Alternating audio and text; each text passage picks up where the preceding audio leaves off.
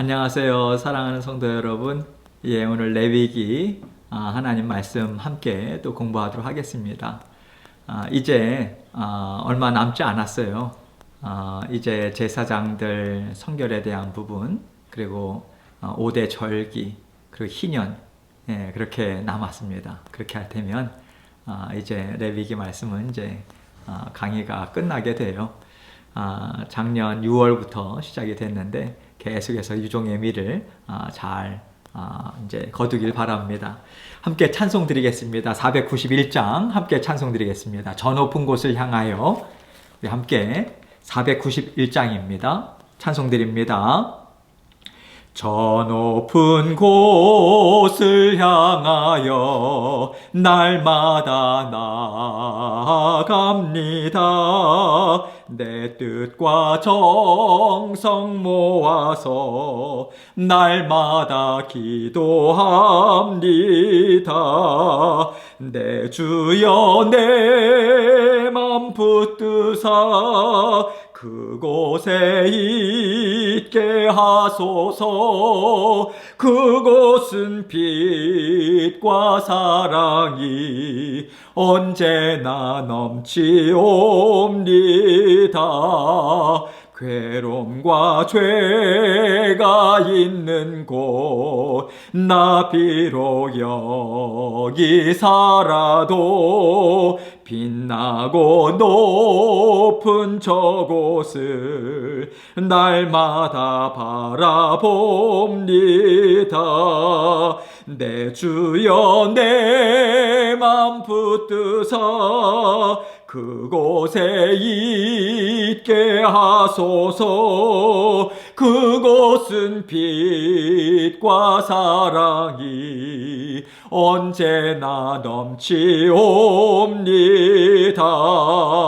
의심의 한계 거치고 근심의 구름 없는 곳 기쁘고 참된 평화가 거기만 있사옵니다. 내 주여 내 맘 붙드사 그곳에 있게 하소서. 그곳은 빛과 사랑이 언제나 넘치옵니다.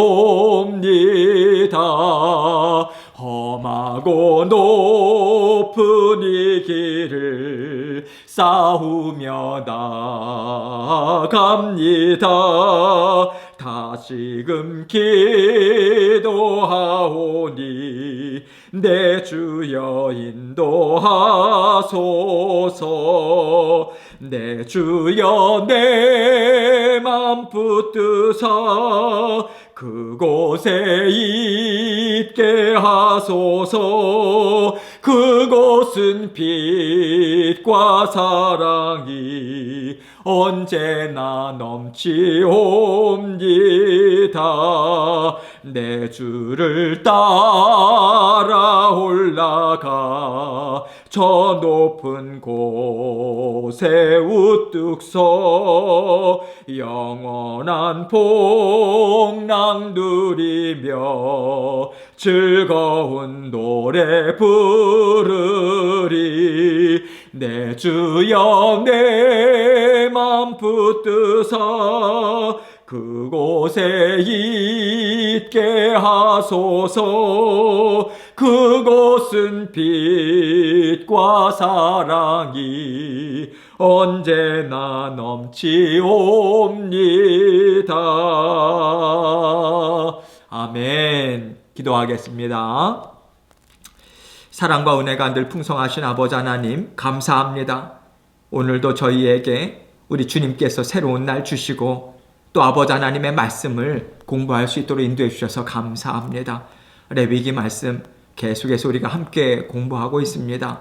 아버지 하나님께서 도우시고 인도하여 주셔서 언제나 아버지 하나님의 말씀을 따라 주님의 아버지 말씀과 더불어 동행하는 저희들 될 수 있도록 도와주옵소서. 말씀은 주님의 생명이 아버지 저희에게 주시고자 원하시는 생명이 있습니다. 아버지 하나님께서 주시는 그 생명력 받아 누려서 아버지 하나님과 힘있게 동행하고 아버지 하나님께서 말씀을 통해서 저희에게 들려주시는 주님의 뜻, 그리고 분별력, 지혜, 명철 모든 것을 힘있게 아버지 아멘으로 받아 누려서 아버지 하나님 주님 기뻐하시는 삶 살 수 있는 저희들 될 수 있도록 도와주옵소서. 오늘도 아버지 하나님 저의 부족한 입술과 마음 생각 주님께서 붙잡아 주셔서 생각나게 하여 주시고 주님께서 주신 말씀 모든 성도님들 심령 가운데 성령 아버지 하나님께서 힘있게 역사하여 주셔서 아버지 아름다운 열매를 맺는 자리까지 우리 주님께서 붙잡아 주옵소서. 아버지 하나님께서 이 시간도 우리 주님 힘있게 함께하여 주시고 동행하여 주실 줄 믿사오며 예수 그리스도의 귀하신 이름으로 기도합니다. 아멘.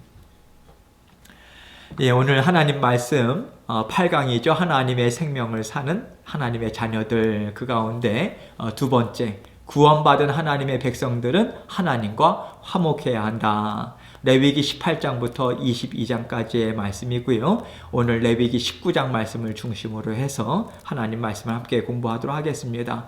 지난주에도 말씀을 드렸지만 이번 주에도 박송 목사님 레위기 우리가 함께 나눠드렸던 그 책을 중심으로 해서 그 책에 있는 내용 그리고 하나님의 말씀을 그 말씀의 순서에 따라서 같이 생각해 보려고 해요.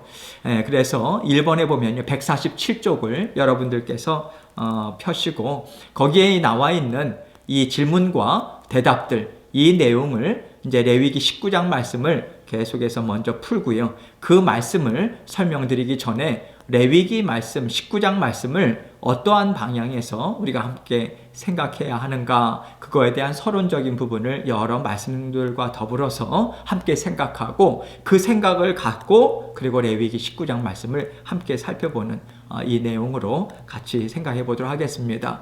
먼저 147쪽 보면 하나님과 화목하는 길이다 그렇게 나와 있죠. 거기에 질문이 뭐라고 나와 있습니까? 하나님과 화목할 수 있는 비결이 무엇이냐? 그래서 레위기 19장 4절로 8절 말씀에 이거에 대한 답변이 이렇게 나와 있다 이거죠. 우상 숭배를 금지해라. 하나님과 화목하라. 화목제물을 기쁘게 받으시도록 드려라. 이게 답변이죠. 그래서 화목제물을 기쁘게 받으시도록 드리라고 하는 그 내용에 있어서 이튿날까지 먹고 셋째 날에는 불사르라. 이 내용으로 이루어져 있다. 이 부분을 우리가 함께 생각하고요. 그래서 여러분들 이 내용에 나와 있는 그 목사님의 거기에 나와 있는 글들은 여러분들께서 읽으시면 되겠어요. 좀 더 좀 실질적으로 적용할 수 있는 영역까지도 그 목사님께서 설명을 해주셨기 때문에 거기에 나와 있는 내용 이외의 것을 저는 말씀을 풀면서 여러분께 말씀을 드리는 거예요. 그러니까 저의 설명도 들으시고 책에 나와 있는 내용들도 여러분들께서 읽으셔서 같이 그것을 이론적인 부분 그리고 실질적으로 적용할 수 있는 부분 그 부분까지도 같이 생각을 하면 좋을 것 같습니다. 두 번째 화목제물을 드리는 마음의 자세는 어떠해야 하는가 148쪽 보면요. 화목제물을 드릴 때의 마음의 자세는 어떠해야 하는가 기쁘게 받으시도록 연락되도록 드리라 하였는데 그 마음을 읽고 얻도록 노력해야 한다. 하나님의 마음에 맞도록 해야 된다는 거죠. 하나님의 마음에 맞으려면 무엇을 알아야 하는가? 하나님의 마음은 무엇에 담겨 있다고요? 하나님의 말씀에 담겨 있다. 그래서 우리가 말씀을 생각을 할 때 하나님의 심정이 어떠했겠는가? 하나님의 마음이 무엇이겠는가? 죄송합니다. 그것을 우리가 생각을 하면서 말씀을 읽어야만 한다는 거죠. 말씀을 이거 해라 저거 해라. 그것으로 우리가 이해하게 되면요. 바리새인들, 서기관들, 예수님께 책망을 받았던 그 길로 나아가게 돼요. 그 이면에 왜 그러한 말씀을 하시게 되었는가? 하나님의 마음, 심정을 읽어야 된다는 거죠. 그러나 제가 언제나 누누이 말씀드리죠. 하나님의 마음, 심정을 가지고 우리가 말씀을 읽을 때 가장 그 중심을 잡아야 하는 그 마음이 무엇인가, 심정이 무엇인가, 우리를 사랑하는 마음, 사랑하는 심정으로 잘 되라고 이 말씀을 우리에게 주고 계시다라고 하는 것이죠. 그 하나님의 마음을 우리가 중심에 잘 잡고 그 마음을 우리가 계속 기억하면서 그 마음을 출발점으로 했을 때에 이 말씀을 나에게 어떠한 맥락에서 주시는 것일까? 이것을 우리가 생각을 해야 한다는 것이죠. 여러분, 이게 정말 중요한 것이요. 우리의 삶에 하나님의 마음은 변함이 없어요. 하나님의 사랑의 심정, 우리를 정말 우리가 잘 살도록 하나님께서 이끌고자 하는 그 마음에 변함이 없죠. 그러나 여러분, 우리는 그 삶의 정황이 다 달라요. 우리는 나이를 먹습니다. 시대가 변해요. 그래서 우리가 청소년기에, 그리고 우리가 청년기에, 그리고 결혼해서 아이를 낳고, 그리고 중년이 되고, 또 장년이 되고, 노년이 되고, 이러한 모든 시간들이 그 시시때때로 그 우리가 인생을 살아가는 그 시간은 계속해서 흐르고 있다는 거죠. 우리의 상황은 달라요.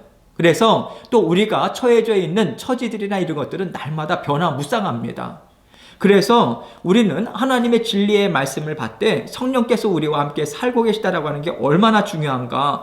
때를 따라 돕는 하나님의 지혜를 주세요. 때를 따라 돕는 하나님의 은혜를 주세요. 분별력도 주세요. 그래서 우리가 동일한 말씀이라고 해서 오래전에 읽었던 그 말씀이 지금 나에게 동일한 하나님의 은혜로 오지만은 그 말씀은 반드시 생명력이 있어서 지금 내가 처해져 있는 상황 가운데 하나님께서 어떤 뜻을 나타내 보여주시는가, 그 새로운 깨달음을 성령께서 주신다는 거예요. 그래서 우리는 날마다 하나님의 말씀과 더불어서 삶을 살아가야 한다는 거죠. 우리가 한 치 앞도 내다보지 못해요. 내일 일도 알 수 없어요. 언제나 우리 마음을 장악하고 계속해서 붙잡고 있는 게 무엇입니까? 염려와 근심 아닙니까? 왜 염려하고 왜 근심하십니까? 내일 일을 알지 못하잖아요. 내일 일을 알지 못하다라고 하는 것이 무슨 의미입니까? 우리의 연약함이에요. 우리의 한계예요. 우리가 쌓아놓은 것이 많다고, 우리가 갖고 있는 지식이 많다고, 학식이 많다고, 내가 갖고 있는 지금 모든 직장이나 이런 것들이 확실하다고 해서 여러분 걱정, 근심이나 이런 것들을 붙들어 맬 수 있습니까? 안 되는 거예요. 왜 안 됩니까? 우리는 우리 자신을 신뢰할 수 있는 존재가 아닌 거예요. 그리고 그러한 세상의 것들은 한순간에도 없어질 수 있는 거 아니겠습니까, 여러분? 그런 의미에 있어서 우리가 언제나 하나님의 말씀, 그 말씀을 묵상하고 지금 내가 당면한 여러 가지 자녀의 문제, 또 직장의 문제, 삶의 어떤 현장의 문제, 이런 것들을 지속적으로 하나님께 올려드릴 때 주님께서 주인 되심을 인정하는 자리가 기도의 자리잖아요. 다스려 주시죠. 그리고 주님께서 지금 이때는 너가 이 마음을 갖고 지나가야 해 라고 하는 깨달음을 주세요. 여러분, 말씀과 기도는 떨어지는 게 아니죠. 말씀을 우리가 아침마다 우리가 새벽 기도에 또 말씀을 올리지 않습니까? 그 말씀을 듣는 거예요. 그리고 생각하는 거죠. 이 말씀이 오늘 나에게 지금 내 삶의 현장 가운데 어떻게 적용이 되어야 되는가, 하나님 어떻게 생각해야 될까요? 반드시 성령 하나님께서는 깨우쳐 주세요.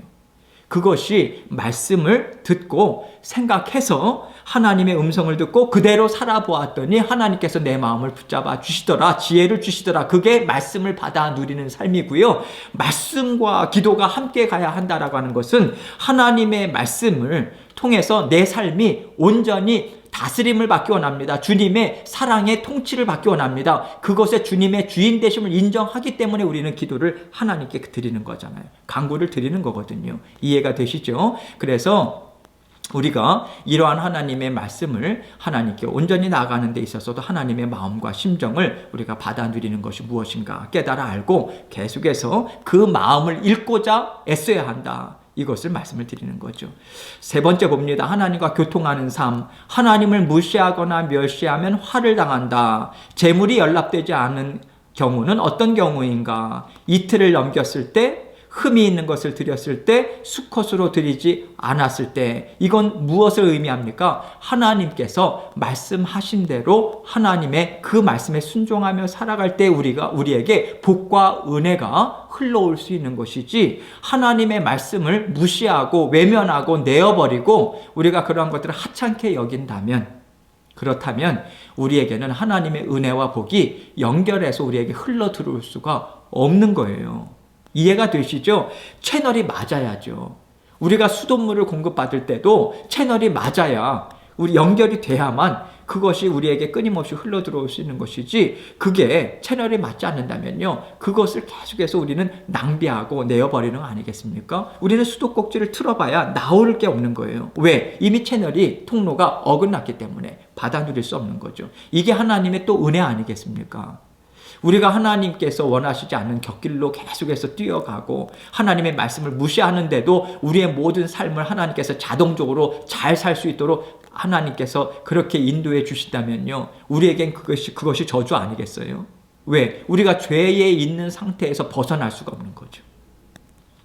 그것이 벗어날 때에 하나님께서 우리에게 경계의 말씀 주시고 경고의 말씀을 주시고 우리의 삶 가운데 그것이 드러나죠. 무엇인가 우리의 마음이 불안하고 어제까지만 해도 평안했는데 왜 오늘 계속해서 우리가 근심에 눌릴까, 걱정에 눌릴까, 왜 이렇게 짜증이 날까, 저 사람에 대해서 왜 이렇게 판단하는 마음이 들까, 왜 미움이 들까. 여러분, 이 모든 것들은 하나님이 주시는 게 아니잖아요. 악한 것이 주는 거잖아요. 우리가 그것을 깨닫지 않습니까? 어디에서부터 어긋난 것일까 생각하게 되죠. 그럴 때 하나님께서 깨닫게 해주시는 거죠. 무엇을 통해서 막혀 있는가, 그것을 왜 깨닫게 해주시겠습니까? 나에게 가지고 나오라, 이거죠. 그래서 해결함 받고 주 예수 그리스도의 보혈의 피가 우리에게 흐르고 있잖아요. 성령께서 해결함 받고 또 계속해서 주님과 더불어서 동행하고 그 삶을 살아가는 거죠. 자, 이제 이러한 것들을 우리가 생각을 할 때 레위기 19장 말씀은요, 아까도 말씀드린 대로 말씀 본문을 풀기 전에 우리가 레위기 19장 말씀을 어떠한 맥락으로 먼저 생각을 해야 되는가, 그 서론적인 부분을 좀 나눌게요. 레위기 19장 35절로 37절 말씀 봅니다. 이 19장 35절로 37절의 말씀은요, 레위기 19장의 결론적인 부분이에요. 결론적인 부분이라고 하는 것은 무엇이냐면, 레위기 19장이 얘기하고자 하는 바가 무엇이냐라고 하는 것을 우리가 먼저 딱 감을 잡고서 말씀을 우리가 살펴보자, 이거죠. 레위기 19장 말씀도 하나님의 백성들이 지켜야 하는 하나님의 규례, 법도, 말씀, 용어는 우리가 다양하게 쓸 수 있죠. 하나님께서는 성경을 우리가 읽을 때도요, 하나님은 참 다양하게 말씀을 사용하십니다. 하나님의 말씀을 때로는 율법이다, 규례다, 법도다, 뉘앙스가 약간 다르긴 하지만 그러한 것들을 바꿔 쓰세요. 왜? 읽는 사람이 질려버리잖아요. 똑같은 것을 계속해서 쓴다면 우리가 듣는 사람들도 그러한 부분들이 좀 질리거든요. 그래서 우리가 드라마를 본다든지 책을 읽는다든지 할 때도 앞에 부분에서 쓴 내용이라면 뒷부분에 있어서는 동일한 내용이라 할지라도 단어를 바꾸거나 표현을 바꿀 때 좀 더 흥미가 있고 계속해서 읽어 나갈 수 있는 그러한 어떤 원동력이 되잖아요. 하나님도 동일하거든요. 하나님의 말씀을 계속해서 우리가 묵상하고 생각해야 하는데 어감도 좀 다르게 하시고 동일한 표현이지만 동일한 내용이지만 다른 표현을 쓰시면서 하나님께서 계속해서 우리를 인도하시는 것을 우리는 볼 수 있는 거죠. 그러는 의미에 있어서 지금 레위기 19장 35절로 37절에서는 19장에서 무엇을 얘기하고자 하는 그 결론적인 부분을 이렇게 이야기하고 있는 거예요. 제가 읽습니다. 너희는 재판할 때나 길이나 무게나 양을 잴 때 불의를 행하지 말고, 길이나 무게나 양을 잴 때 상거래의 기준이 되는 거죠. 여러 척도. 여러분, 이것은요, 이스라엘 백성의 경제 생활 전반을 지칭하는 거예요. 그래서 이 공정한 상거래, 무엇입니까? 추를 속이지 않는 거죠. 여러분, 예전에, 요즘은 저울을 사용하고 하지만 요즘도 저울을 이렇게 조작하잖아요. 예, 그래서 바늘을 먼저 이제 좀 더 나아가게 이렇게 딱 옮겨놓고 말입니다. 그래서 이제 물건을 잴 때 원래 한 2kg다 3kg밖에 되지 않는데 먼저 조절을 해놨기 때문에 그게 4kg, 5kg, kg당. 그래서 이제 이게 정직하지 않은 거 아닙니까? 그리고 재판할 때, 재판이 여러분 구약시대에 보면요, 재판할 때도 이미 재판관들이 불의를 향해서 간다라고 하는 그 차원은요, 이미 나라의 그 기반이 완전히 망했다, 망가졌다. 그래서 지금 대표적으로 재판하는 것, 그리고 상거래, 이 실질적인 삶 가운데에 있어서 가장 기반이 되는 것, 이웃에 대한 것, 이 부분을 이야기하는 거예요. 여기에 불의를 행하지 말라, 이것을 이야기하는 거죠. 그래서 공평한 저울과 공평한 추와 공평한 에바와 공평한 흰을 사용하라. 저울 추는 여러분 잘 아시는 것이고요. 에바, 그것을 측정하는 측정 단위라고 얘기했어요. 흰이라고 하는 것은 액체를 측정하는 단위라고 말씀을 드렸습니다. 나는 너희를 인도하여 애굽에서 나오게 한 너희의 하나님 여호와니라 이렇게 이야기하죠. 그래서 37절에 너희는 내 모든 규례와 내 모든 법도를 지켜 행하라. 나는 여호와니라 이렇게 이야기합니다. 가장 중요한 것은요, 하나님의 백성에게 지금 말씀을 주고 있지 않습니까? 하나님의 백성 삼았다, 하나님의 자녀 삼았다 라고 하는 것은요, 그 자녀를 보면 부모를 알 수 있죠. 부모를 보면 자녀를 알 수 있습니다. 왜? 닮은 꼴이기 때문에. 그런 의미에 있어서 여러분 여기에서 보면요, 우리가 일상적인 삶을 살 때도 그 하는 행동이나 특별히 가르쳐 준 것도 아닌데 그 부모님이 특별히 아버지나 엄마가 갖고 있었던 버릇까지도 아이들은 닮아요. 그래서 내 자식 맞네. 그 입맛까지도 식성까지도 닮잖아요. 그 참 신기한 거죠. 그런 의미에 있어서 하나님의 자녀가 되었다. 무엇을 이야기합니까? 하나님의 성품을 닮았다. 당연히 하나님의 성품, 그 성품이 그 삶 가운데 자기 자신의 절제하는 삶이나 개인적인 삶뿐만 아니라 이웃을 향한 삶에도 하나님이 갖고 계신 성품이 그대로 드러나야 한다라고 하는 것이죠. 그런 의미에서 지금 여기에서 하나님께서 구원해 내셨다. 애굽 땅에서 종되었지만 이제 주인이 바뀐 거죠. 그래서 구원해 내서 종되었던 그 땅에서 이제는 하나님께서 하나님의 백성 삼으신 그 상황에서 하나님께서 이미 백성이셨죠. 이스라엘 백성들은 백성이었죠. 그래서 끄집어내셔서 하나님의 자녀 삼아주셨다. 그렇다면 하나님의 성품을 담는 것이 당연한 것이다. 그것을 이야기하는 거죠. 그런 맥락에 있어서 하나님께서는 공의의 하나님이시죠. 거짓이 없으시죠. 불의가 없으시죠. 당연히 자녀들도 그러한 맥락에 있어서 삶 가운데 그 모습이 나타나야 한다. 이것을 이야기하고 있는 것입니다. 그래서 레위기 19장 말씀을 한마디로 이야기하자면요, 요약하자면 하나님 사랑과 이웃 사랑입니다. 하나님 사랑, 이웃 사랑. 그런데 하나님 사랑과 이웃 사랑은 뗄래야 뗄 수가 없는 거예요. 동전의 양면과도 같습니다. 뗄래야 뗄 수 없는 관계다.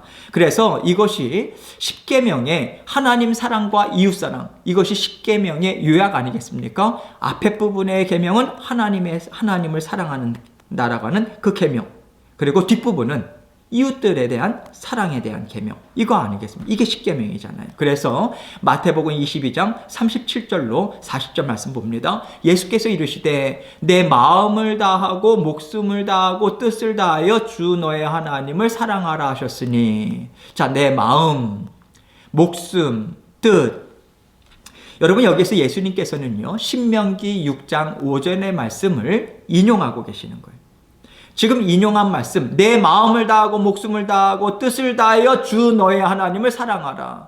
이것은요, 유대인들, 하나님의 백성들, 이스라엘 백성들의 가정, 그리고 성전에서의 매일 예배에 우리 계속해서 그 암송했던 그러한 고백문입니다. 신앙 고백문이요. 그래서 매일 2번씩 소리 높여서 암송해요. 그래서 유대인들에게는 가장 익숙한 말씀이 이 말씀인 거죠. 그래서 이 말씀은 지금 십계명의 전반부죠. 하나님에 대한 사랑, 이거에 대한 계명의 포괄적인 그 요약이에요. 마음을 다하고 뜻을 다하고 목숨을 다해서 주 너의 하나님을 사랑하라.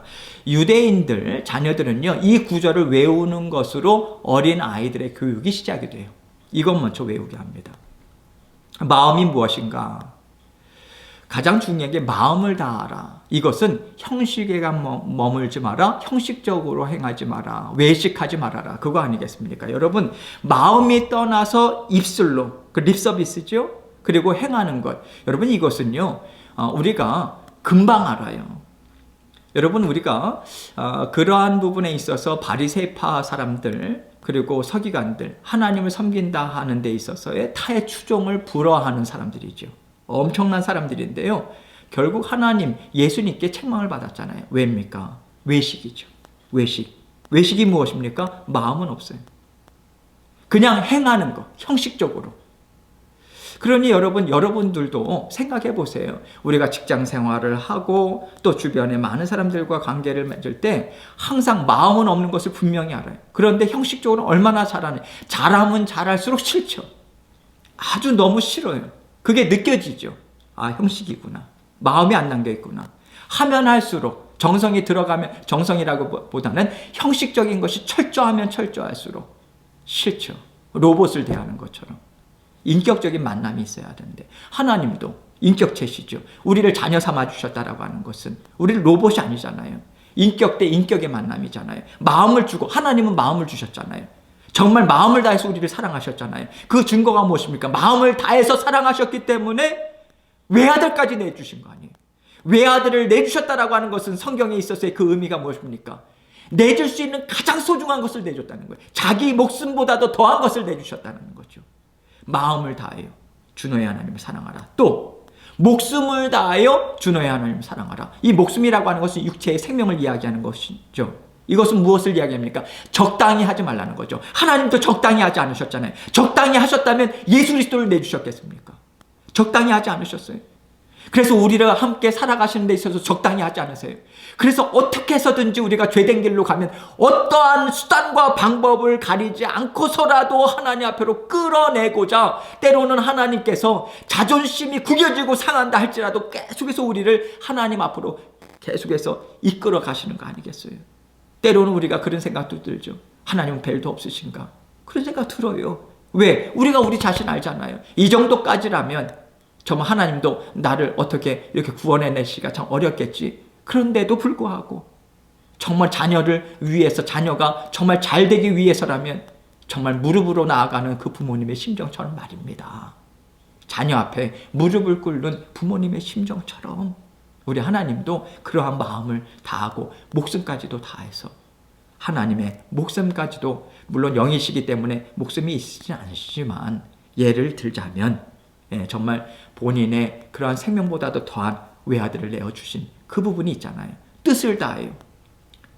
하나님의 그 일은 총체적인, 다하여라고 하는 것은 전부 다 안에서 전체로서 하나님께서 우리를 그렇게 사랑하셨기 때문에 그 사랑을 받아 누려서 우리는 하나님을 사랑할 수 있는 거죠. 그래서 여러분, 여기 사랑하라, 이 단어가 정말 중요한 단어예요.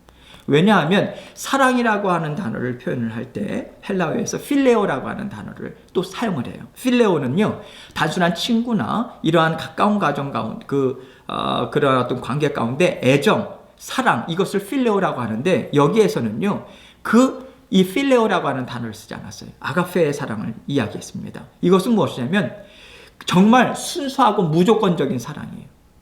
우리가 죄인이었음에도 불구하고 아무 조건 없는 사랑, 이것을 하나님께서 베풀어 주셨다. 중요한 것은 무엇이냐면 주 너의 하나님을 사랑하라. 이것은요, 우리 스스로의 의지로는 절대로 안 되는 거예요. 우리가 먼저 그 사랑을 받아 누릴 때만이 우리도 하나님을 이러한 모양으로 하나님을 사랑할 수 있는 거예요. 이것이 전제되어 있는 거예요. 그래서 이러한 이 사랑을 하려고 하면 근원적인 그 사랑을 우리가 받아 누려야 한다. 이것이죠. 그래서 하나님께서 사랑하신 것을 우리가 받아 누릴 때, 그러할 때에 우리의 이웃에 대한 사랑도 흘려보낼 수 있다라고 하는 거예요. 하나님을 사랑하는 그 마음, 하나님의 사랑을 받아서 그 사랑이 저는 너무 좋습니다. 주님께서 주시는 그 사랑이 저는 감사합니다. 그럴 때 하나님께서도 얼마나 좋겠어요. 자녀에게 밥을 주고 공급해 줄 때 자그마한 것을 주었다 할지라도 자녀가 아유 아빠 엄마 이거 너무 맛있어요. 아빠가 또 힘을 내서 또 그 직장 생활 해가지고 경제적으로 이렇게 서포트하고 그러면 아유 아빠가 그렇게 애를 써서 저는 너무 좋아요. 아빠 사랑이 너무 좋아요. 그럴 때 부모님이 힘이 나는 거 아니겠어요? 더 주고 싶은 거죠. 어머니도 반찬을 만들어주면 이렇게 그냥 만들어주면 이것도 맛있다 저것도 맛있다 하면 그 어머니가 더 만들어주고 싶은 것이지, 이거는 짜고 이거는 달고 이거는 왜 만들었고 이건 내가 싫고 그러면 만들어주겠습니까? 그냥 하나님을 뚝 던져 그냥 너 알아서 그냥 맨밥이랑 먹어, 이런 마음 아니겠습니까? 물론 하나님은 그렇지 않으시지만요, 우리가 이해하기 쉬운 마음으로 하나님의 인격의 그런 만남이 있을 때는 정말 자그마한 거 하나라도 하나님 너무 좋아요. 감사합니다. 이게 사랑을 받아 누리는 거예요. 받아 누린다. 이게 받아 누리는 거예요. 그럴 때 하나님께서 계속해서 힘과 능력을 주시죠. 여러분, 우리는요, 우리가 어떤 능력이 있어서 다른 사람을 사랑할 수 있는 능력, 이거 없어요. 여러분, 우리가 잘 알잖아요. 자녀를 사랑하는 것도, 배우자를 사랑하는 것도 우리의 의지, 정말 수백만 원을 들어가지고 세미나를 참석해서 배운다 할지라도 지식 알죠. 여러분, 지식으로 하든 우리가 머리로 사랑할 수 있습니까? 마음이 움직여야 진정한 사랑이 나가는 거거든요. 이해가 되시죠? 지속성이 있는 거거든요. 그래서 우리 마음 가운데 성령님을 내주하게 하신 거 아니겠습니까? 그 사랑을 계속해서 우리에게 공급해 주시고자. 그래서 이 사랑을 우리가 받아 누릴 때 하나님께 온전히 사랑을 드릴 수 있는 능력도 우리가 은혜로 하나님께 드릴 수 있는 것이고요. 그 이어지는 38절, 이것이 크고 첫째 되는 계명이요 둘째도 이와 같으니, 그것과 같다는 거예요. 예수님께서 하나님을 사랑하는 것과 둘째, 지금 이와 같은 첫째 계명과 둘째 계명이 동일한 하나의 계명이다, 이 정도까지 이야기하는 거죠. 어떤 계명이길래 그렇습니까? 내 이웃을 내 자신같이 사랑하라, 이거죠. 그래서 하나님은요, 삼위일체 하나님도 그 안에서 엄청난 그 사랑을, 삼위일체 하나님 완전한 하나가 되어서 흘러넘치는 사랑이 있었잖아요. 그 흘러넘치는 사랑은 반드시 흘러가게 되어 있습니다. 그래서 우리가 하나님을 사랑한다, 그리고 하나님의 사랑을 받는다, 이것은 반드시 내게 가까운 하나님께서 맡겨주신 자녀들이나 가족들뿐만 아니라 내 하나님께서 믿음의 그 자녀들 그리고 이웃들에게 자동적으로 흘러가게 되어 있어요. 이게 영향력 있는 삶 아니겠습니까? 이게 의미 있는 삶 아니겠습니까? 이것이 정말 열매 맺는 삶 아니겠습니까? 그래서 하나님께서 우리를 그렇게 인도하신 거예요. 삼위일체 하나님, 성부, 성자, 성령 하나님이 하나가 되어서 그 안에서 정말 온전한 연합을 이룰 때에 흘러넘치는 그 사랑이, 우리 하나님께서 사람을 창조하시고 그 사랑이 우리에게 그 흘러넘치고, 또 배우자를 하나님께서 함께 만나게 하시고 자녀들도 화목하게 계속해서 그 사랑이 흘러넘쳐서 사랑의 공동체가 되었을 때에 하나님의 나라인 교회 또한, 그래서 하나님께서 주너의 하나님을 사랑하라, 내 이웃을 내 몸과 같이 사랑하라, 내가 너희를 사랑하였으니 너희도 사랑하라. 그래서 사랑의 공동체로 하나님께서 이 세상 가운데, 죄 많은 세상 가운데 하나님께서 그 하나님의 나라를 힘있게 일으켜 나아가는 그 가장 중요한 것으로 사랑의 공동체로 하나님께서 인도해 주신 거잖아요. 우리가 경험을 통해서도 분명히 알잖아요. 여러분, 부흥이라고 하는 것, 여러분께서 뭐라고 할까요? 하나님의 입장에서 볼 때 이 땅 위에 많은 영혼들을 하나님께서 보내주시고 싶은 그런 마음이 있는 거예요. 그런데 어떠한 주의 몸된 교회 공동체 가운데 보내겠습니까? 여러분, 우리가 하다못해 자녀들을 유학을 보내요? 아니면 어느 곳을 이제 갔을 때 부모님이 함께 동참하죠? 뭐 시골에서 서울로 상경을 한다든지, 아니면 뭐 미국으로, 아니면 다른 곳으로 이제 그 유학을 온다든지 할 때, 저도 예전에 그런 경험을 했지만 부모님이요, 자녀를 위해서 그 유학하는 가까운 곳에 갔을 때 교회를 함께 찾아요.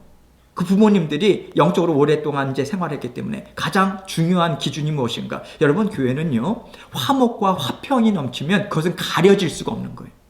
자연스럽게 깨달아 옵니다. 물론 예배도 그리고 풍성해야 되고 여러 가지 여건들도 좋아야 되겠지만, 무엇보다도 정말 사랑이 흘러넘치는, 하나님 입장에도 동일한 거죠. 새로운 영혼을 하나님께서 보내주시고 싶은데 어디로 보내주기 쉽겠어요? 사랑이 많은 곳에 보내주시고 싶은 거죠. 그곳에서 하나님 사랑도 깨닫고 형제 자매 간의 사랑도 깨닫고, 그래서 정말 화목하게 살아가는 동일한 마음이죠. 그래서 하나님께서는 이 마음으로 주너의 하나님을 사랑하고 내 이웃을 내 몸같이 사랑하라, 이것이 주의 몸된 교회 가운데, 공동체 가운데 주신 하나님의 말씀이잖아요. 구약에 있어서도 신약에 있어서도 동일한 것이죠. 예수님께서 이것을 드러내 보여주신 거예요. 그래서 40절에 이 두 계명이 온 율법과 선지자의 강령이니라. 여러분, 구약 성경을 이야기할 때 율법서, 선지서, 하나님의 말씀, 그래서 이 구약을 이야기할 때 율법과 선지서다. 이 두 계명, 하나님을 사랑하는 것, 이웃을 사랑하는 것, 이것이 구약에서 이야기하는 하나님의 말씀이 이야기하는 가장 총체적인 요약이다, 이 이야기입니다. 그래서 너희가 하나님의 말씀을 배웠는가? 그렇다면 당연히 하나님의 말씀을 배웠다면 이 하나님 사랑, 그것을 흘러넘치는 이웃 사랑으로 계속해서 나아가야 되지 않겠는가. 그래서 여러분, 우리가 주의 몸된 교회를 이루어 나갈 때도요, 우리가 스스로의 사랑의 능력이, 우리에게 힘이 나타나는 게 아니잖아요. 스스로 산출할 수 있는 게 아니지 않습니까? 그래서 우리가 무엇을 합니까? 영의 양식을 먹어야죠. 부지런히 하나님의 말씀을 배우고 성령께서 깨닫게 해주시고 삶 가운데 실천하고 기도를 통해서 하나님께 모든 것을 내어 맡길 때 하나님께서 주장해 주셔서 아름다운 열매를 맺게 하고, 우리 하나 한 사람 한 사람이 그렇게 정말 사랑이 풍성하게 흘러넘칠 때 가정도 자녀들도 그 사랑을 받아 누리는 것이고, 그 사랑을 받아 누리는 것이 교회 가운데 계속해서 이어져서 교회의 믿음의 공동체 가운데 그 사랑을 실천하고 그 사랑의 마음을 나눌 때 정말 주의 몸 된 교회가 정말 사랑이 흘러넘치는, 그럴 때 하나님께서 왜 새로운 영혼들을 안 보내주시겠습니까? 당연히 보내주시죠. 이렇게 되는 거예요. 그것이 하나님께서 예비하시고 계획하시는 부흥의 목적인 것입니다. 부흥의 계획인 것이에요. 우리는 자꾸만 부흥하면 무엇인가 좋은 프로그램이 있으면 되지 않을까? 무엇인가 퍼실리티 좋게 이렇게 하면 되지 않은가? 여러분, 안 그렇잖아요. 우리는 사람이에요. 인격체예요. 무엇보다도 그러한 것들이 좀 부족해도 정말 사랑을 나눌 수 있는 곳이라면 우리가 자녀들을 생각할 때도 보내고 싶듯이 하나님도 동일한 거죠. 우리가 부지런히 그것만 했으면 됩니다. 지금 이 말씀이잖아요. 하나님 사랑하고요. 그리고 나에게 맡겨진 이웃 사랑할 때 하나님께서 우리의 심령 가운데 영혼들을 당연히 붙여주시죠. 열매 맺게 하시는 것 하나님께서 당연한 귀결입니다. 이것을 우리는 분명하게 생각을 해야 하는 거죠. 그래서 요한복음 13장 34절로 35절에 새 계명을 너희에게 주노니 서로 사랑하라. 내가 너희를 사랑한 것 같이 너희도 서로 사랑하라. 너희가 서로 사랑하면 이로써 모든 사람이 너희가 내 제자인 줄 알리라. 하나님을 사랑하는 자녀들의 가장 중요한 시금석은 무엇인가? 하나님 사랑과 우리가 그 사랑 받아가지고 서로 사랑하는 것. 이것이 왜 새 계명이라고 이야기하는가? 구약에 있는 계명도 동일한 것을 이야기하지만 이제 이것은 너희들 스스로 할 수 없지만 내가 너희로 하여금 그렇게 살도록 내가 도와줄게. 내가 인도할게. 그래서 성령을 우리에게 주시고 성령님께서 주시는 그 은혜와 복을 통해서 우리가 이 계명을 살아낼 수 있는 이러한 것들을 하나님께서 우리에게 알려주신 거죠. 이해가 되시죠? 그런 의미에 있어서 정말 이렇게 사랑할 수 있는 원동력, 가장 중요한 것, 먼저 하나님과의 관계가 회복이 되어야 합니다. 하나님과의 관계가 온전히 회복되기 위해서는 하나님과 나와의 그 막혀있는 부분이 무엇인가 라고 하는 것을 우리가 말씀을 통해서 우리가 발견하고 성령께서 깨닫게 해주시는 그것을 하찮게 여기거나 아무렇지도 않게 계속해서 그냥 내버려 둔다면 우리는 계속해서 하나님과의 온전한 그 힘과 능력을 받아 누리는 자리로 못 나가는 거예요. 여전히 막혀 있는 거예요. 여전히 막혀 있다라고 하는 것은 우리는 하나님의 그런 은혜, 열매 맺는 삶으로 나아갈 수 없다라고 하는 것이나 마찬가지인 거죠. 그래서 하나님께서는 계속해서 이 말씀을 통해서 구약에 있는 말씀, 신약에 있는 말씀을 통해서 우리에게 레위기 19장의 말씀, 하나님 사랑, 이웃 사랑, 이 부분에 대해서 강조하고 있다라고 하는 것을 이야기하고요. 가장 중요한 부분은 무엇이냐면 이것은 하나님께서 우리가 때로는 어렵고 힘들고 낙심하고 힘이 없을 때조차도 하나님께서는 언제나 우리를 구원하신 그 구원의 하나님이시다라고 하는 것을 계속해서 기억나게 하시고 생각나게 하심을 통해서 하나님께서 내가 너의 인생의 주인으로 책임져 줄게. 여기에 모든 우리가 사랑하며 살 수 있는 원동력이, 일어설 수 있는 원동력이 거기에 있는 거예요. 그래서 신명기 5장 15절 말씀 봅니다. 너는 기억하라. 자, 동그라미 치세요. 너는 기억하라. 너는 생각하라. 성경에 계속 반복되는 말씀입니다. 정말 중요하기 때문에 우리는 자꾸만 잊어버려요. 그래서 기억해야 되는 거예요. 기억해야 하기에 하나님께서 말씀, 문자로 성경을 남겨두신 거예요. 너는 기억하라.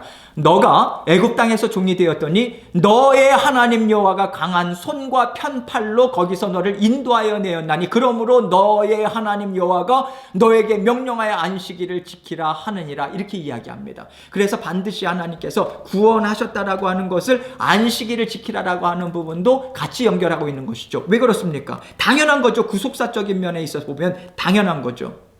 하나님의 구원사건과 안식일이라고 하는 것이 연결될 수밖에 없는 것이죠. 왜? 참 안식은, 참 평안은, 참 누리는 편안함과 이 땅 위에서 진정한 기쁨을 누리는 것은 누구로부터 나옵니까? 예수 그리스도로부터 나오잖아요. 그래서 애굽 땅에서 인도하여 내고 이스라엘 백성들을 하나님의 백성 삼아서 말씀을 주시고 하나님의 언약을 체결해서 하나님께서 주신 언약의 말씀을 계속해서 지켜나갈 때에 이 땅 위에서 아주 작은 보잘것없는 민족이지만 그 민족을 통해서 하나님께서 놀라운 하나님의 역사 얼마나 크신 역사를 나타내 보이고 하나님께서 하나님의 백성들을 얼마나 사랑하시고 붙잡아 주시는가 이스라엘 백성들을 통해서 드러내 보여주겠다라고 하는 것을 약속을 주셨잖아요. 그러나 이스라엘 구약에 있어서의 그 결과는, 역사의 결과는 무엇입니까? 망하는 것으로 끝나는 거잖아요. 그것은 하나님께서 소망을 주시기 위해서 우리에게 예표적으로 보여주신 거죠. 왜? 사람의 힘으로는 안 되는 거예요.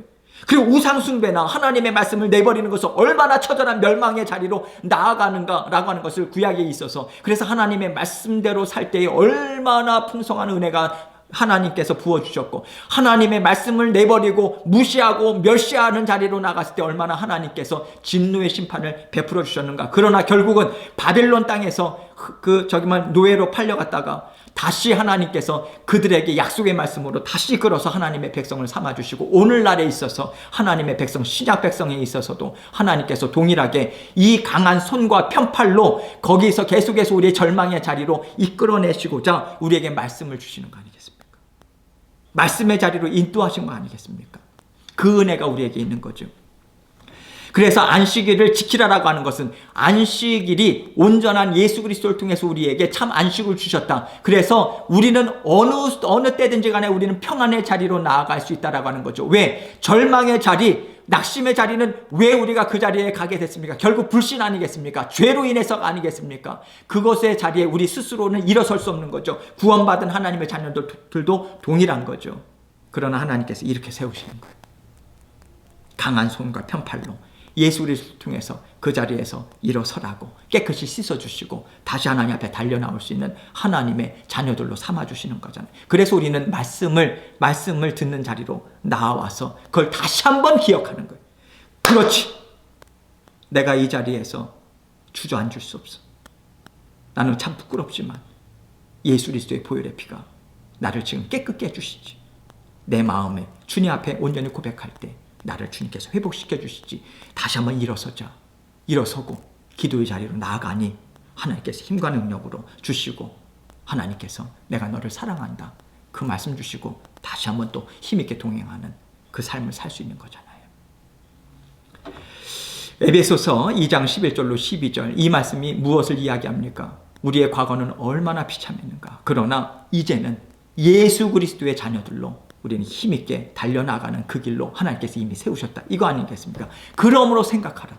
지금 에베소서 2장 1절로 10절, 지금 11절부터 12절 말씀이지만 이전의 내용은요, 얼마나 이전의 상태가 비참했는가, 그 부분에 대해서 다시 한번 생각하면서 지금 세워주신 그 자리가 어떠한 자리인가, 이렇게 이어지는 거예요. 그러므로 생각하라. 너희는 그때라고 하는 것은 예수 그리스도를 믿기 전의 때에 육체로는 이방인이요, 육체라고 하는 것은 혈통적으로나 여러 가지 이런 것들에 이스라엘 백성들에게 하나님께서 율법을 주시고 하나님께서 이스라엘 백성들만 사랑하셔서 주셨다, 그런 의미로 생각하셔는 절대로 안 됩니다. 이방인들도 이미 다 하나님의 사랑에 포함이 되어 있는 거예요. 출애굽한 백성들은 이스라엘 백성들뿐만 아닙니다. 수많은 이민족들까지도 함께 출애굽했습니다.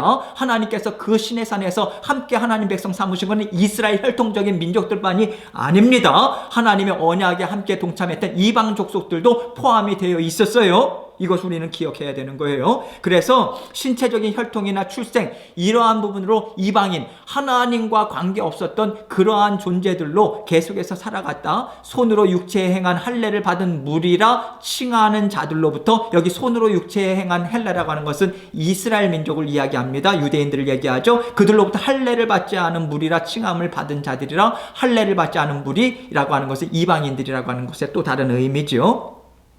그때에 너희는 그리스도 밖에 있었고 이스라엘 나라 밖의 사람이라, 이스라엘이라고 하는 하나님께서 구원의 경륜으로 사용하신 것인데, 그것을 알기 전까지 이스라엘 백성들은 이미 율법의 말씀도 있었고 하나님의 선지자들을 보내주심도 있었지만, 그런 부분에 있어서 이스라엘 나라 밖에 있었던, 어떻게 보면 하나님의 약속의 말씀이나 이런 것들을 계속해서 듣지 못했던 그런 처지에 있었지만, 약속들에, 그리고 약속의 언약들에 대하여는 외인이요, 약속의 언약들이라고 하는 언약은 하나님의 언약일 텐데 왜 복수로 사용했을까? 이것은 점진적인 하나님의 계시, 처음에 아브라함을 불러서 아브라함에게 언약의 말씀, 메시아 언약을 주셨어요. 그 아들 이삭에게도 그 메시아 언약이 계승이 됐습니다. 야곱에게 언약을 주셨어요. 다윗에게 주셨어요. 모세에게 주셨어요. 수많은 언약들. 그러나 이 언약들은 같은 줄기지만 하나님께서 사람의 아들을 통해서 여자의 후손을 통해서 사탄의 머리를 깨부순다라고 하는 언약은 동일한 것이지만, 그래서 구약에 있어서는 오실 메시아를 믿는 믿음으로 구원을 받는 메시아 언약, 지금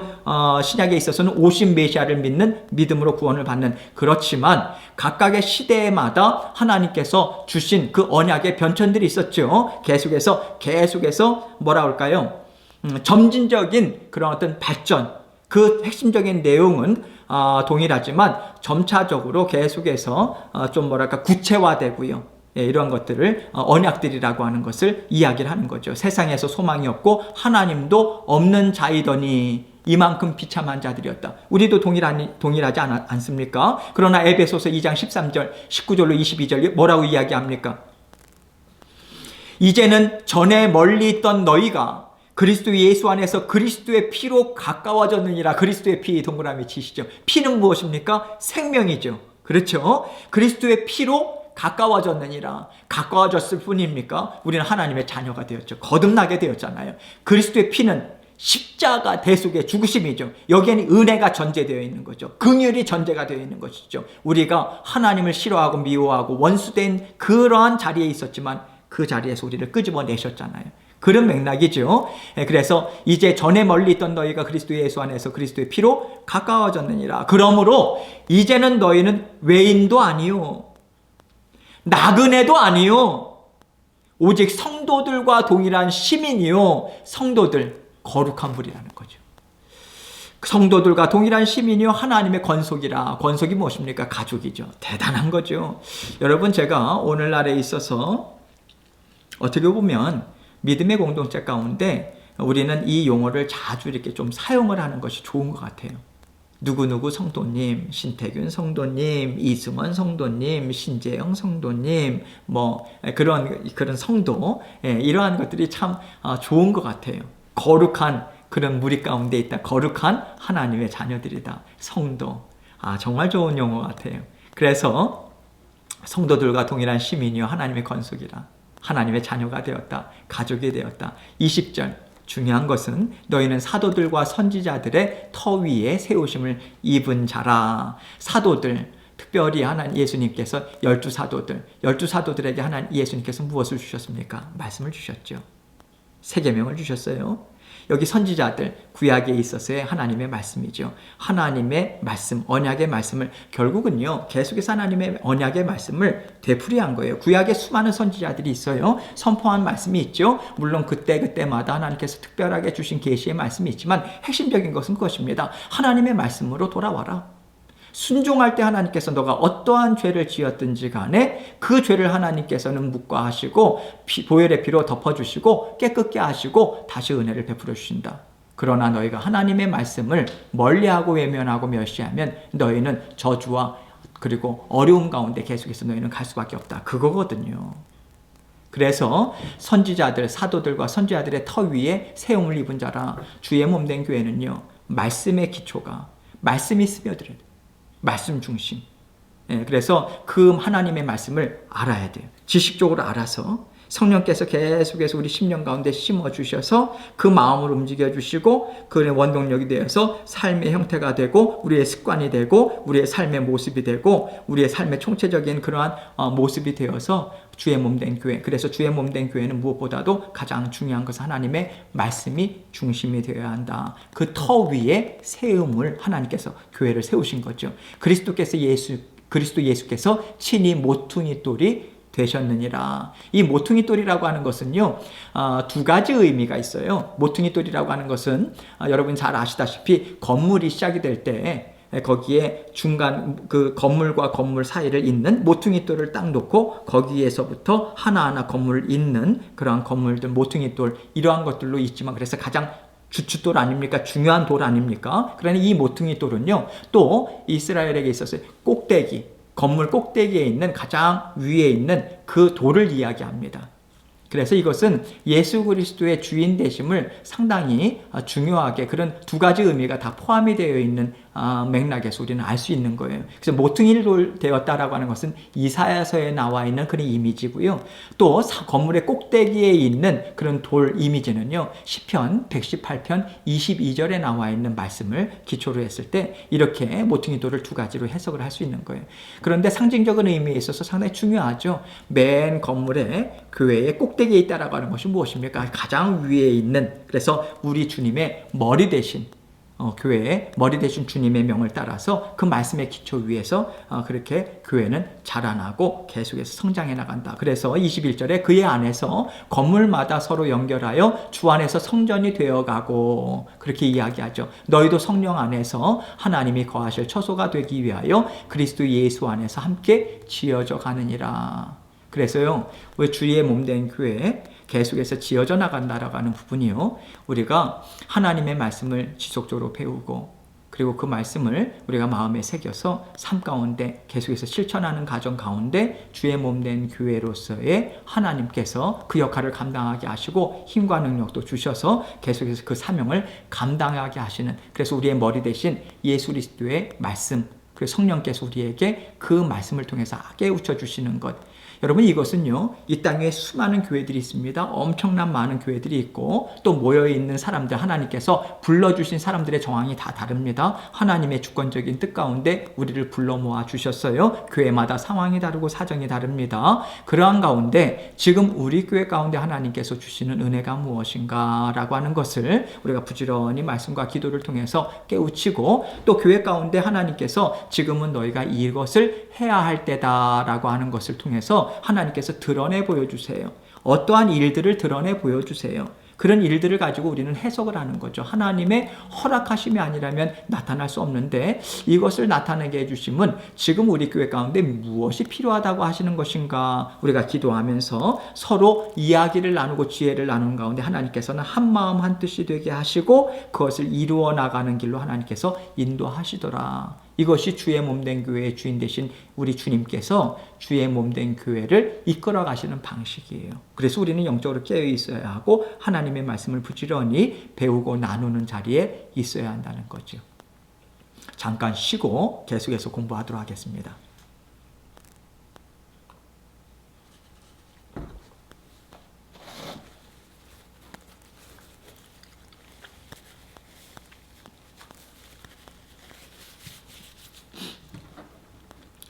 예, 이제 본문 말씀을 함께 생각해 보도록 하겠습니다. 레위기 19장 1절로 8절 말씀입니다.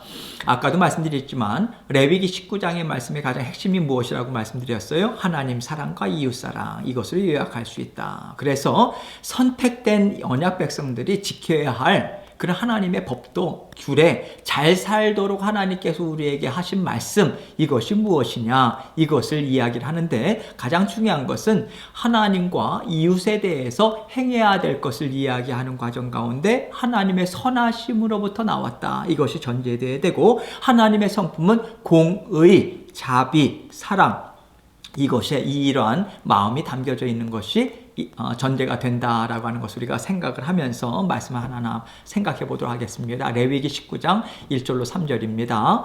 여호와께서 모세에게 말씀하여 이르시되 너는 이스라엘 자손의 온 회중에게 말하여 이르라. 자, 하나님께서 모세를 통해 가지고 이스라엘 자손의 온 회중에게 말하도록 하셨어요. 여러분, 당시 이스라엘 자손의 온 회중이라고 하는 것은 하나님의 백성이죠. 이것은 당시에 이스라엘 백성들에 한해서만이 아닙니다. 오늘날의 모든 예수 그리스도를 구주로 고백하는 모든 성도들에게까지 이 부분이 하나님께서 온 회중에게 말하라 라고 하는 부분에 대해서 하나님께서 말씀해 주고 있는 거죠. 회중이라고 하는 단어도 참 특별한 단어입니다. 그 모일 회자하지 않습니까? 모인다라고 하는 것은 우리의 뜻대로 모인 게 아니에요. 하나님께서 정해 주시는 거예요. 하나님께서 인도해 주시는 거예요. 하나님의 주권적인 뜻 가운데 우리는 모여진 거예요. 그래서 하나님께서 모이게 하시고 또 주님의 몸된 교회를 섬기게 하시면은요, 이 과정을 통해서 하나님께서 우리로 하여금 이루고자 하시는 뜻이 있는 것입니다. 반드시 그 뜻이 있어요. 그래서 그 과정 가운데는 뜻을 찾는 것이고요. 그리고 서로 어우러지면서 하나님이 기뻐하시는 공동체를 하나님께서 이루시는 거예요. 그래서 우리는 우리의 자의적인 어떤 뜻에 의해서 교회를 정하고 또 교회를 이렇게 다니고 그러한 건 아닙니다. 하나님께서 정해주시고 우리를 인도해 가시는 거예요. 거기 하나님의 주권적인 뜻에 우리가 존중하고 계속해서 그것을 생각을 해야 하는 거죠. 너희는 거룩하라. 하나님께서 거룩하시니까 뒤에 보세요. 이는 나 여호와 너희 하나님이 거룩함이라. 아까도 말씀드렸죠. 하나님은 죄가 없으세요. 그래서 죄 많은 세상과 분리되어 있습니다. 분리되어 있다라고 하는 것은요, 그 정말 세상은 죄이고 나는 거룩하기 때문에 너희와는 섞여지지 않아. 그렇다면 예수님께서 이 땅에 오셔가지고 세리와 죄인들과 함께 식사를 하셨겠어요? 아니잖아요. 죄가 없는 것으로 본질적으로 분리될 수 없지만 그 죄 많은 세상을 바라보면서 하나님의 마음은 애틋한 거예요. 안타까운 거예요. 그 마음으로 세상도 죄의 문제를 해결할 수 있는 곳으로 이끌고자 예수님을 보내주신 것이고 지속적으로 그 가운데 우리를 이끌어 나가시는 거 아니겠습니까? 하나님은 거룩하시다. 죄가 없으시다. 그리고 계속해서 구별된 삶을 산다. 하나님의 자녀들 또한 당연히 그러해야 한다. 그러기 위해서 하나님의 말씀을 따라가는 삶을 살아갈 때에 우리는 세상과 구별된 삶을 살아갈 수 있다. 이거 아니겠습니까? 하나님의 말씀을 알아야지 구별될 수 있잖아요. 세상과 다른 것이 무엇인지 알 수 있잖아요. 세상에 엄청나게 많은 말들이 들려오잖아요. 근데 하나님의 말씀을 알아야 분별하잖아요. 그것이 옳은 말인지. 여러분 요즘도 유튜브를 보면요, 얼마나 많은 강연의 그 어떤 포화 상태죠. 예전에는 이렇게 뭐 특별히 우리가 옛날 정말 이렇게 이런 유튜브나 이런 것들 온라인이나 인터넷이 없을 때는 뭐 어느 지방에서 정말 이렇게 중요한 강의를 한다 할 때는 그냥 정말 이렇게 또 부흥회를 한다라고 하면 저도 그런 경험이 있지만 다 바리바리 싸가지고 하여튼 부흥회 가고 그냥 그것이 1시간, 2시간, 3시간 걸리더라도 차 타고 그러면서 가서 듣고 여러분 이것이 쉽지는 않지만 그렇게 가서 또 은혜를 받고 하지만 지금은 세계 어느 곳에 아주 번역까지 되어 있어서요. 그런데 여러분 여기에는 동일한 하나님의 말씀을 받는 은혜들도 있지만 얼마나 이단 그런 수많은 어떤 그러한 그 이단들의 그런 미혹되는 말들도 있습니까? 혹하죠. 여러분 세상 사람들 강연하는 것도 보세요. 마인드 컨트롤이라든지 뭐 그런 어떤 잘 사는 방법이라든지 정말 혹합니다. 야 정말 어째 거기에 진리가 있는 것처럼 말입니다. 여러분 정말 하나님의 말씀 우리가 알아야 돼요. 그래서 선별해서 그런 것들도 분별하고 우리가 취할 것은 취하되 우리가 분별력을 가지고 있어야만 그러한 것들이 세상의 생각이나 이러한 것들이 우리 머리 가운데 계속해서 들어오지 않도록 우리는 그것을 분별할 수 있는 분별력을 키워야 하는 거 아니겠습니까? 그래서 하나님의 말씀, 그래서 그것을 회중에게 고하라 라고 하면서 거룩하라라고 하는 말씀을 하나님께서 주시고 거룩하다라고 하는 것이 무엇인가? 제사법을 주시고 하나님의 성막에 있어서 예배를 드리는 방식도 주시고 하나님의 말씀대로 행하는 것. 하나님의 마음을 알아서 이해가 되시죠? 그러면서 하나님이 거룩하다. 그래서 너희 삶 가운데 세상과 구별된 모습이 나타나야 한다라고 하는 것을 이야기하면서 첫 번째로 주신 말씀이 무엇인가? 너희 각 사람은 부모를 경외하고 이겁니다. 여러분 부모를 공경하는 것 그 이야기를 할 때 우리에게 가장 먼저 신약에 있어서도 이야기하지만 보이는 부모님을 공경하지 않는다면 보이지 않는 하나님을 어떻게 공경하겠는가 이거죠. 여러분 우리가 신기한 게 무엇입니까? 우리가 싱글일 때는 우리가 가만히 보면요, 우리가 처녀 총각일 때는 하나님의 마음을 안다고 하지만 사실은 잘 몰라요. 부모된 심정을 모른다라고 하는 것은 모르는 거예요. 근데 우리가 부모가 돼요. 아기를 낳습니다. 그럴 때 부모님 심정을 좀 알아요. 조금 아는 거예요. 완전히 몰라요. 왜냐하면 산전수전 아이들을 통해서 또 작년에 이르기까지 다 겪어야만 부모님의 심정을 아는 거예요. 그러할 때 하나님의 심정을 우리가 또 알 수 있는 거예요. 그런 의미에 있어서 여러분 우리가 보이는 부모님, 쉽게 얘기하면 보이는 부모님도 그렇고 또 내 옆에 있는 배우자도 그렇고 자녀를 사랑하는 마음이 없다면 우리가 형제 사랑, 여러분 이것은요 다분히 외식이죠. 형식이죠. 그러할 때에 우리 자녀들이나 우리 배우자가 그러한 것들을 행하는 우리를 보면서 믿음 생활을 하겠습니까? 절대 하지 않습니다. 왜냐하면 너무 싫은 거죠. 우리 가족들을 사랑하지 않는데 형제 자매를 사랑한다라고 하는 것은 어불성설이거든요. 그런 의미에 있어서 지금 하나님께서 생명을 주실 때 부모님을 통해서 우리에게 생명을 주시지 않습니까? 부모님을 공경하는 것, 경외하는 것. 이러한 부분에 있어서 성도에 있어서의 가장 근본적인 대목으로 의무라고 지금 말씀하시면서 나의 안식일을 지키라. 나는 너희 하나님 여호와니라. 부모님 공경에 대해서 이야기하면서 나의 안식일을 지키라라고 하는 부분을 이야기하는 거죠. 안식일을 지킨다라고 하는 부분에 있어서는 아까도 말씀드렸죠.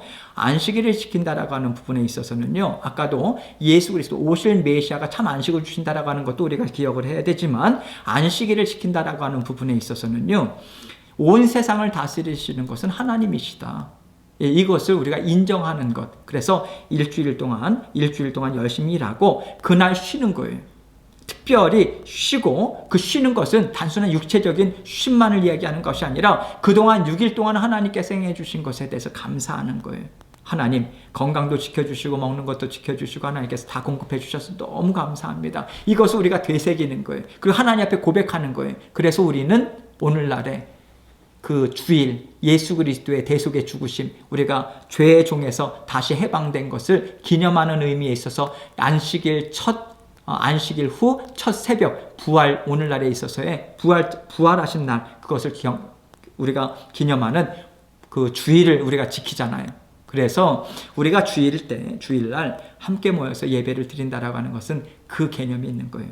우리를 구원하시고 참 안식을 주신 예수 그리스도의 그 은혜를 생각할 뿐만 아니라 지난 한 주간 하나님께서 베풀어 주셨네, 얼마나 좋았는지 몰라요. 하나님께서 이렇게 간섭해 주셨네요. 그것을 하나님 앞에 먼저 예배를 드림을 통해서 같이 하나님 앞에 감사의 고백을 드리고 찬양하고 하나님의 말씀을 또 하나님께서 주시는 말씀의 은혜를 또 받고, 그리고 우리가 성도의 교제를 통해서 또 소그룹의 모임을 통해서 지난 한 주간 말씀을 함께 나누면서, 그냥 말씀 없이 나누는 게 아닙니다. 말씀 있는 상황에서 말씀을 나누면서 실생활에 넘어가야 되는 거예요. 이것이 가장 중요합니다. 그냥 말씀 없이 삶을 나누게 되면 우리들이 세상을 나누는 것으로 가기가 상당히 쉬워요. 반드시 말씀이 있어야만 우리 깊숙한 것을 나눌 수 있는 그 매개체가 됩니다.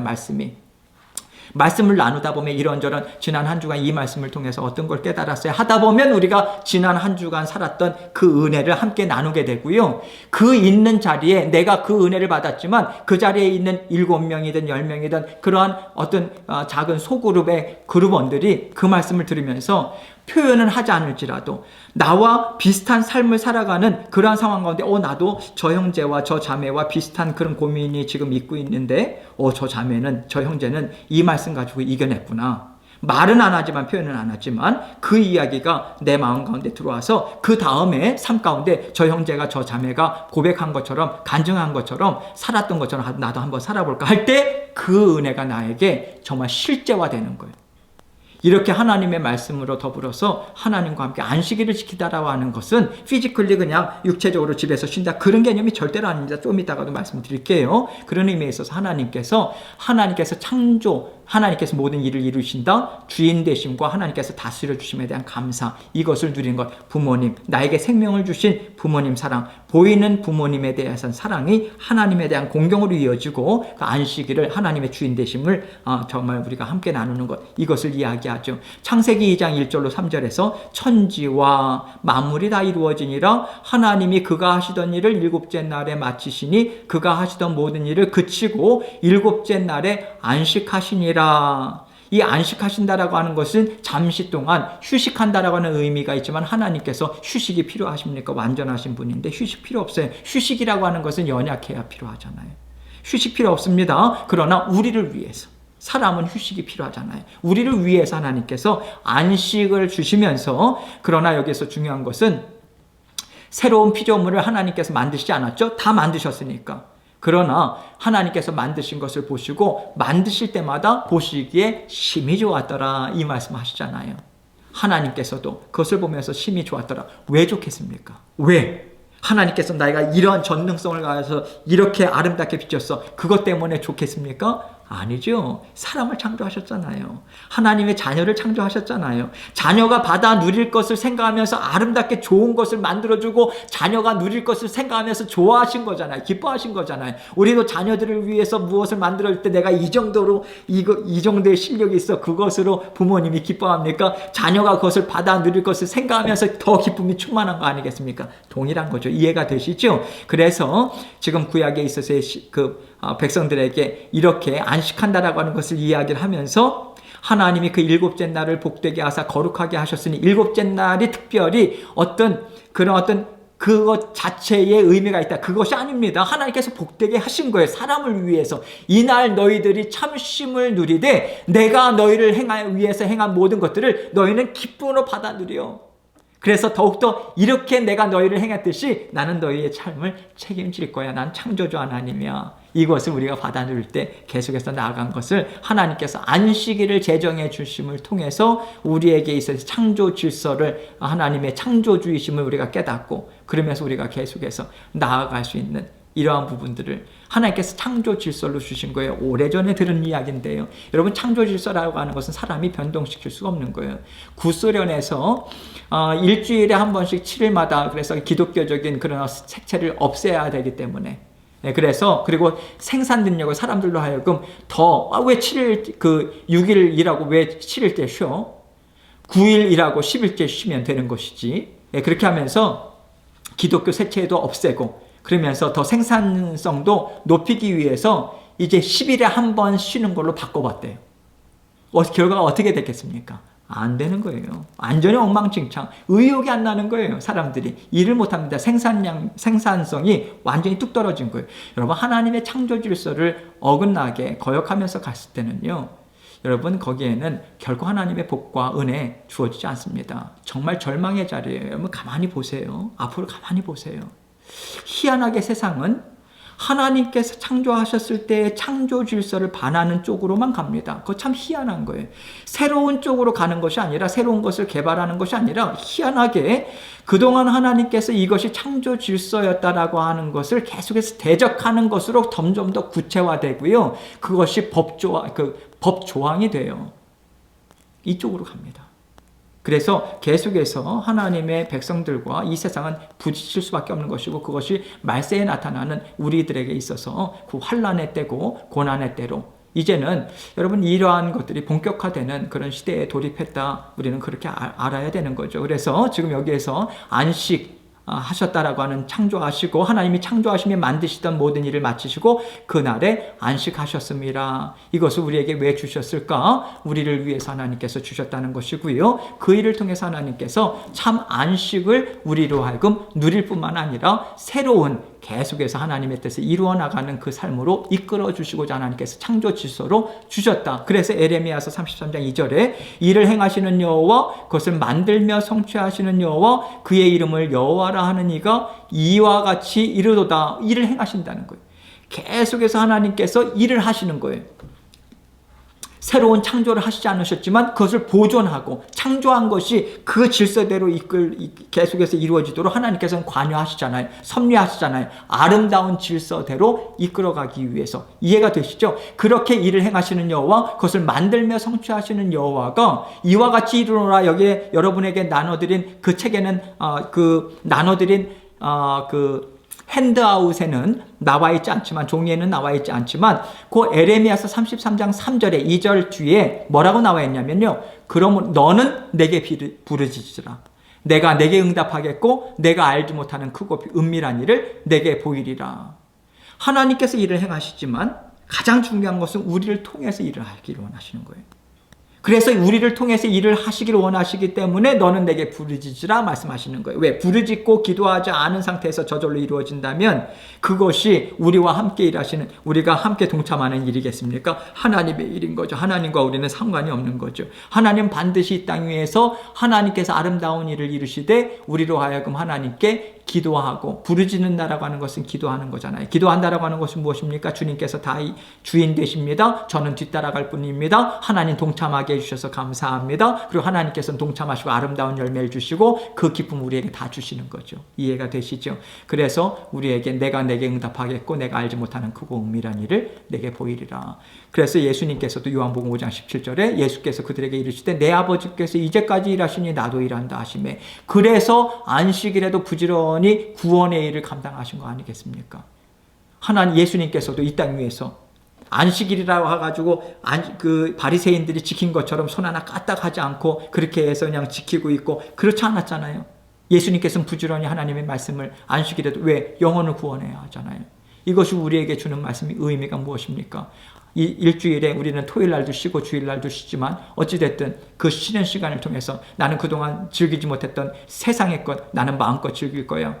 여러분 그렇게 해서 세상 것 즐기면 그 다음에 살아갈 소망이 생깁니까? 힘이 생깁니까? 여러분 개인적으로 여러분 그 체험하잖아요. 피곤해도 하나님 앞에 함께 예배 드리고 그리고 하나님의 그런 은혜를 함께 나눌 때 우리의 영이 힘이 나잖아요. 예배 가운데 찬양하고 기도하고 그럴 때 힘이 나서 그 힘으로 또 하나님께서 주시는 말씀, 선포되는 말씀을 받아 누리고 일주일 동안 그 말씀 생각하면서 또 살고 그랬을 때 우리가 생각지 못했던 그런 인생길이 힘있게 펼쳐져 나가고 계속 이어지는 거 아니겠습니까? 단순한 육신적인 것을 쉬기 위해서 우리가 안식일을 지킨다. 오늘날에 있어서 주일도 개념도 마찬가지고 토요일 날도 마찬가지고 우리는 우리의 영과 육이 새로운 힘을 얻을 수 있는 자리로 우리는 쉼의 시간을 활용해야 하는 것이고요. 우리가 그동안 소홀했던 그런 어떤 믿음의 공동체 또 자녀들에게도 마찬가지고 계속해서 삶을 나눔을 통해서 우리는 힘을 얻는 거죠. 삶의 의미, 가치 있는 삶은 거기에서 나오는 거예요.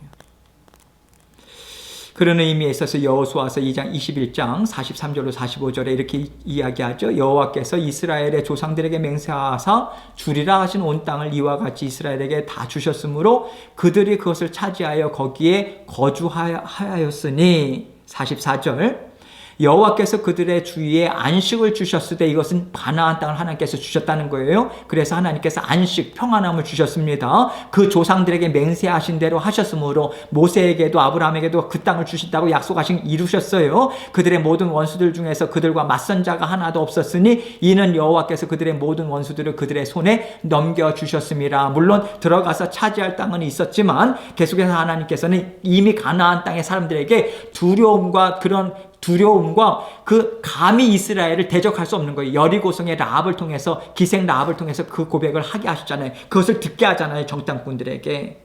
그래서 이미 여기 안식을 주셨다라고 하는 것은 이미 하나님께서 싸워주시고 승리를 주신 거예요. 그것을 믿는 믿음으로 계속해서 가나안 땅 정복을 싸워나가는 거예요. 우리도 마찬가지예요.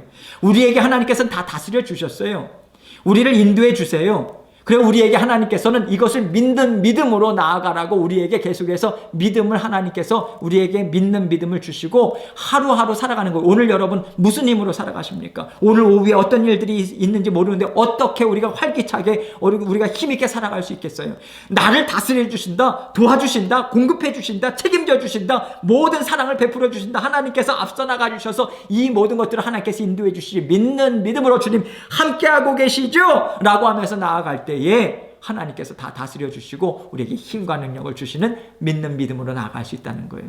이미 원수는 악한 사탄 마귀는 하나님께서 우리를 보호해 주시기 때문에 건들 수가 없는 거예요. 그래서 우리가 그것을 믿는 믿음으로 선포하고 나아가는 거죠. 45절 여호와께서 이스라엘 족속에서 말씀하신 선한 말씀이 하나도 남음이 없이 다 응하였더라. 말씀은 응하십니다. 반드시 하나님께서는 그 말씀에 응답을 주십니다. 이것을 믿는 믿음으로. 그래서 우리가 말씀을 들을 때도 하나님께서 주시는 말씀대로 아멘 아멘 화답할 때 그 말씀이 이루어질 줄 믿습니다. 그 믿음을 하나님께서는 기쁘게 여기시고 힘있게 하나님께서는 이루어 주시는 거 아니겠어요? 그러나 히브리서에서는 비록 그렇게 땅을 차지하고 안식을 주셨다 하지만 먼 훗날 메시아를 통해서 주어질 안식이 있기 때문에 여호수아는 궁극적으로 그 안식을 준 것이 아니라 오실 메시아가 준다라고 하는 것을 히브리서에서 이렇게 이야기하잖아요. 만일 여호수아가 그들에게 안식을 주었더라면 그 후에 다른 날을 말씀하지 아니하였으리라 이렇게 이야기하잖아요. 다른 날을 말씀하셨다는 것은 오실 메시아를 통한 안식을 주시는 십자가 대속의 죽으심과 부활하신 날을 예표적으로 이야기하는 거죠. 그런즉 안식할 때가 하나님의 백성에게 남아있도다. 그래서 하나님의 구약의 백성들에게 있어서는 오실 메시아, 지금 신약을 살아가는 우리에게 있어서는 그날 마지막 날 하나님께서 온전한 우리에게 안식과 기쁨으로 우리를 천국 백성으로 인도해 주리는 그날이 우리에게 남아있다는 거죠. 그래서 마가복음 2장 27절로 28절에 또 이르시되 안식일이 사람을 위하여 있는 것이 아니요 사람이 안식일을 위하여 있는 것이 아니니 죄송합니다. 또 이르시되 안식일이 사람을 위하여 있는 것이요 사람이 안식일을 위하여 있는 것이 아니니 안식일이 소중해서 지켜라 라고 하는 부분에 있어서 하나님께서 너희를 위한 거야 라고 하는 사람이 안식일을 위하여 있는 것이 아니라 안식일이 사람을 위해서 있는 것이다. 이러므로 인자는 안식일에도 주인이니라. 이 의미를 하나님께서 분명하게 알려주신 거잖아요. 그래서 예수님께서 힘있게 구원의 사역을 불러일으키시면서 하나님의 나라를 확장하고 그 가운데 비로소 하나님께서 주시는 안식을 받아 누리는 하나님의 뜻 가운데 뜻을 이루는 삶이 진정한 안식이다라고 하는 것을 나타내 주셨고, 결국 성령 하나님을 통해서 날마다 하나님의 말씀과 동행하는 삶을 살아갈 때 우리에게 세상은 어떠하다 할지라도 우리는 정말 안식을 누리면서 평안을 누리면서 살아갈 수 있는 거죠. 레위기 19장 4절입니다. 너희는 헛된 것들에게 향하지 말며 너희를 위하여 신상들을 부어 만들지 말라. 나는 너희의 하나님 여호와니라. 경계해야 될 것이 무엇인가? 우상에게 얼굴을 향하지 말라는 거예요. 향하지 말라라고 하는 것은 거기에 어떤 마음을 다해가지고 향하는 것을 이야기합니다. 헛된 것들, 우상을 이야기하는 거죠. 무가치한 것, 이게 원어적인 의미의 우상입니다. 제가 말씀드렸죠. 우상이라고 하는 것은 단순히 어떤 신상이나 우상단지들 그것이 얘기하는 것이 아니라고요. 하나님보다 더 사랑하는 것이 우상이다. 그래서 가장 중요한, 가장 우리가 경계해야 할 그러한 우상이 무엇인가? 나 자신의 주인됨, 내 뜻, 내가 앞서가는 것, 그것이 가장 경계해야 되는 것이고, 이 세상의 정욕, 또 육신의 어떤 정욕, 이 세상의 자랑, 살림살이의 자랑, 이러한 눈에 보이는 물질적인 것을 조심해야 된다는 것을 말씀을 드리는 거죠. 레위기 19장 5절로 8절에서는 너희는 화목제물을 여호와께 드릴 때 기쁘게 받으시도록 드리고, 기쁘게 받으시도록 동그라미 치시죠. 화목제물, 하나님 앞에 예배를 드리는, 물론 속죄제, 화목제, 번제 모든 것들이 다 포함되어 있는 개념입니다. 그런데 화목제물이라고 하는 것을 말씀을 드린 것은요, 화목제는 자원제예요. 자원제고, 또 하나님께 드린 음식을 그런 사람들과 함께 나눌 수 있는 그러한 제사의 특징이 화목제거든요. 그래서 자칫 가장 소홀히 할 수 있는 게 화목제예요. 소홀히 하나님의 말씀대로 지키지 않을 수 있는 게 화목제입니다. 그래서 특별히 지금 화목제를 이야기하는 거예요. 여호와께 드릴 때 기쁘게 받으시도록 드리고, 그래서 화목제를 주의 깊게 드린다면 다른 제사들은 의무제고 그러한 부분이기 때문에 당연히 하나님 앞에 잘 드릴 수 있는 거죠. 이해가 되시죠? 그런 의미에 있어서 기쁘게 받도록 드리시고, 자, 기쁘게 받는다는 것이 무엇인가? 6절. 그 제물은 드리는 날과 이튿날에 먹고 셋째 날까지 남았거든 불사르라. 셋째 날에 조금이라도 먹으면 가증한 것이 되어 기쁘게 받으심이 되지 못하고, 그것을 먹는 자는 여호와의 성물을 더럽힘으로 말미암아 죄를 담당하리니 그가 그의 백성 중에서 끊쳐지리라. 이렇게 이야기한 거죠. 중요한 것이 무엇입니까? 하나님께서 기쁘게 받을 수 있는 그러한 예배 삶은 무엇인가? 하나님의 말씀대로 순종하면서 살아라, 이 얘기입니다. 말씀대로 순종하라라고 하는 부분에 있어서는 말씀 알아요. 알아요. 우리가 자녀들이 부모님 뭐 해라 하면 알아요, 엄마. 내가 몰라요. 귀 막히지 않았어요. 그런데 부모님 뭐래? 들어라의 이야기하죠. 들려요.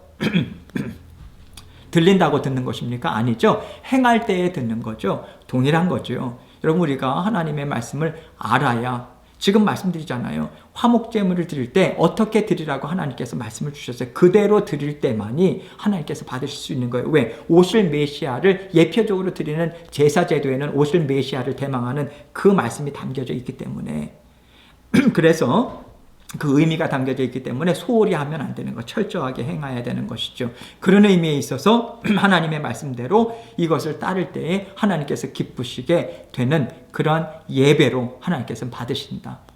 만약 그렇지 않다면 하나님 앞에 가증한 것이 된다. 가증하다라고 하는 것은요, 고약한 냄새를 풍기다, 악취를 내다, 혐오할 만한 것이 된다, 이 내용입니다. 그래서 지금 하나님의 말씀대로 삶 가운데서도 부지런히 하나님의 말씀을 지키고 행할 때에 하나님이 기뻐하시는 삶을 살 수 있는 것이고, 그 기뻐하는 삶이 있을 때 하나님께서 힘있게 우리에게 힘과 능력을 주실 수 있는 거죠. 그래서 고린도전서 11장 27절로 28절에 그러므로 누구든지 주의 떡이나 잔을 합당하지 않게 먹고 마시는 자는 주의 몸과 피에 대하여 죄를 짓는 것이니라. 사람이 자기를 살피고 그 후에야 이 떡을 먹고 이 잔을 마실지니. 그 맥락을 보면 오늘날도 주의 만찬은 주님의 살과 피를 함께 나누는 믿음의 공동체가 되었다. 이것을 이것을 함께 나누는 자리인데 이것을 삼가해야 되는 때는 내가 어떤 형제에 대해 자매에 대해서 원망하고 미워하고 질투하고 시기하고 막 정죄하는 판단하는 마음이 있을 때는 이것을 받지 않는 것이 좋은 거죠. 오히려 회개하는 자리로 나아가고 이러한 하나님의 해결함을 받고 나서 주의 만찬을 함께 대해야 되는 거죠. 이런 의미에 있어서 여기서도 하나님의 말씀대로 결국 하나님 사랑, 이웃 사랑을 실천할 때에 주의 몸, 살과 피를 온전히 받아 누리는 거룩한 백성으로서의 삶을 살아갈 수 있다. 이것을 이야기하고 있는 것입니다. 제가 잠깐 기도하고 오늘 강의 마치도록 하겠습니다. 아버지 하나님 감사합니다. 주님의 말씀대로 실천하고 삶으로 살아내는 저희들 될 수 있도록 도와주시고 우리 성도님들 안전과 건강을 주님께서 지켜보아여 주옵소서. 예수님 이름으로 기도합니다. 아멘.